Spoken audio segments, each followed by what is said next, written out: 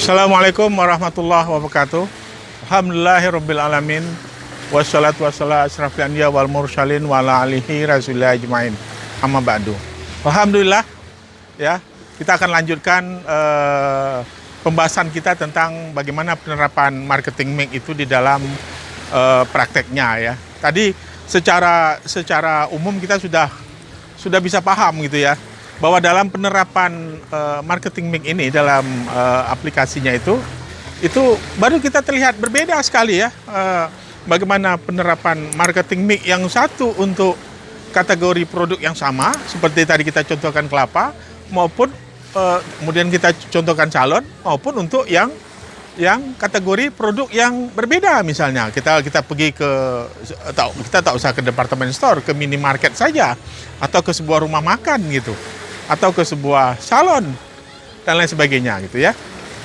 Nah, sebagai contoh seperti ini, kita ambil aja misalnya dalam tiga kategori produk yang hampir mirip gitu ya. Hampir mirip. Misalnya apa? Roti ya. Kalau kita lihat di Pekanbaru itu ada perusahaan merek Rote, ada Holland Bakery, kemudian ada Panholano. Ya, tiga saja ya. Kita bisa lihat misalnya dalam strategi produk. Ya, dalam strategi produk. Ya, untuk Rote, apa yang ia tonjolkan? Ya, apa yang ia tonjolkan?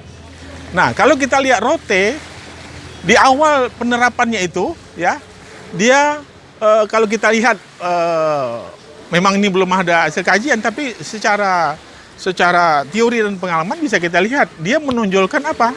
Begitu kita ingin masuk Rote, yang kita lihat strategi yang pertama itu adalah adanya label halal. Ya. Begitu kita pergi ke Panholano, ya, sudah mulai ada label halal, sudah mulai ada. Tapi begitu kita misalnya ke Holland Bakery, itu begitu kita masuk kita belum nampak label halal. Tapi begitu nanti kita masuk ke dalam Holland Bakery, memilih dan lain sebagainya, itu ada beberapa produk yang ada label halalnya, ada tidak. Nah, ini kan beda ya. Jadi tapi artinya kalau Rote itu orang image-nya langsung tahu ada halalnya gitu. Nah, kalau Panholano di awalnya sejak tahun 84-an itu belum nampak ya. Sekarang mungkin ya, ini mungkin tuntutan daripada konsumen dan lain sebagainya gitu. Nah, itu baru dari sisi strategi produk. Kita lihat strategi harga. Kenapa orang minat konsumen lebih cenderung untuk ke Rote? Tidak ke Panholano atau ke pesaing lainnya. Kenapa? Karena ya di Rote strategi harganya miring. Ya. Kalau misalnya kalau kita pergi ke Rote mungkin harga yang paling minimal itu ada 3.000. Tapi di tempat lain mungkin minimal bisa 5.000 ya, dan lain sebagainya gitu. Nah, ini strategi apa? Ini strategi penerapan strategi harga. Nah, strategi plus juga demikian. Ya, strategi plus. Ya, bagaimana Rote mengembangkan bisnisnya, bagaimana Holland Bakery mengembangkan bisnisnya, kemudian Panholano mengembangkan bisnisnya.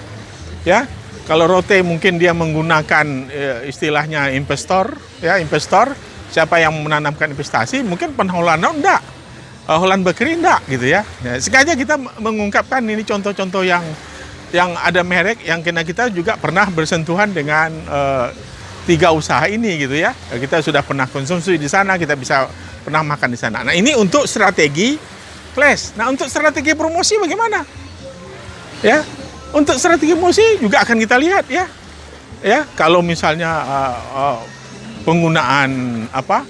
Kalau kita pergi ke Rote misalnya ya, kita lihat dari sisi personal selling saja ya, orang yang melayani itu wajib memakai jilbab.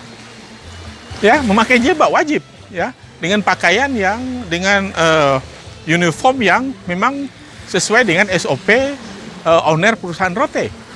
Nah, di perusahaan lain kita lihat misalnya, ya, di dua saingan yang saya sebutkan tadi tidak ada, ya, personal sellingnya tidak boleh pakai jilbab.